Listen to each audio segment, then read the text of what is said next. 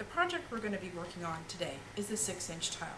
There are two unique things that we need to pay very close attention to when we're making tiles.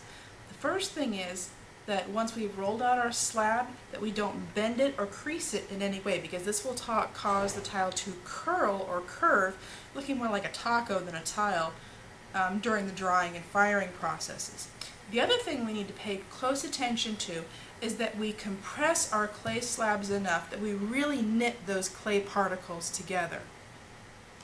So our first step is to slice off a sheet of clay from our slab. You want to make sure you give yourself a good inch, because we want to give that clay plenty of room to compress down. Now, instead of rolling out directly on our canvas, we're going to take one of our wear boards, we're going to put it under our canvas, and we're going to roll out our slab on top of that. I'll show you why this is so important in just a minute. We're going to start with our brown guide sticks, place them on either side, starting from the center with your rolling pin and moving in either direction. Now, this will take a little bit of elbow grease. If you find your canvas shifting on you, you may want to pull it to the edge of the table and lean your leg against it, and that'll keep that canvas from moving around on you. What we don't want to do is we don't want to pick up this clay. If we do that, we chance that tile curling or wrinkling later. You may have to take that end and give it a little start. Keep that rolling out. You want to make sure your guide sticks don't fall off the side of your board. That will happen if we're not paying attention.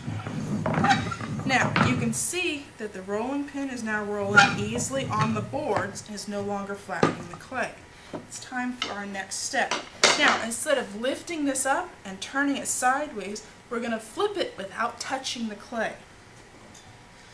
First, we can trim up a little of this excess. We're only making a 6-inch tile, so we don't need all this extra hanging off the edges. And that can get set aside for later. We're going to take our second canvas, lay that over top of the clay, because remember, we're going to flip it. So this canvas is going to turn into our bottom canvas in just a moment. We're going to lay our wear board down. It always helps to look and make sure your wear board is flat, there's no warpage, and that you don't have a whole lot of excess clay down here, because you don't want bumps in your tiles later. We're going to pick up both of our wear boards. We're going to flip them over. So what was top is now the bottom. We can take off this top wear board, take off this second sheet of canvas, and now we're looking at the bottom of this slab. We're going to go to our blue guide sticks now, which are the next size down, and this will form the final width of your tile. And once again, holding your knee on the canvas so that wear board doesn't escape. I'm going to roll it out. And when our rolling pin is rolling easily on the boards and is no longer touching the clay, we have it nice and even. Now we can go ahead and cut out our tile. We have several cardboard forms like this in the bin in the studio. We're going to lay that cardboard form. You'll see there's some wrinkling here around the edges and some places where the clay is stretched. Find the cleanest spot in the center of your clay, put that template down, and using your knife tool, cut around that edge. Make sure your knife stays directly up and down, that you don't angle it one way or another, because you'll undercut the clay for your tile, and we don't want that. We want a nice, clean, vertical edge. Now, you can peel your template up. Now, don't pull this excess clay all up in one piece, because you might lift up those edges. Pull it backwards and away from the clay, one piece at a time. This will keep you from marring those edges. Don't throw away this clay. Wrap it up, put it back in your bag, and we can use that for other projects later. Now, we want to make sure we get the edges of these tiles refined now.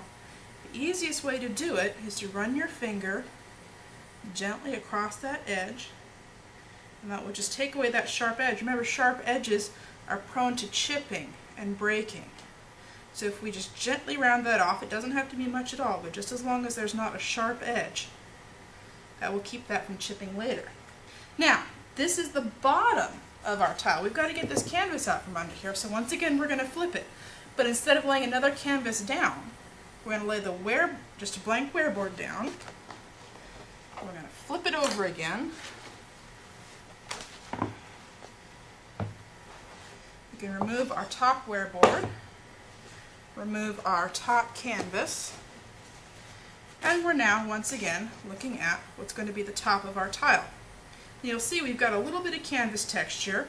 You can go ahead and take your metal rib and just gently smooth some of that texture off. Don't worry about smoothing it too much right now, because we'll go back and refine it more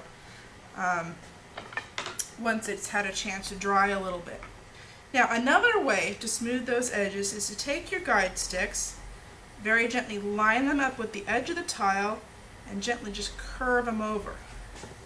This is one more way of straightening that edge and taking away that sharp edge.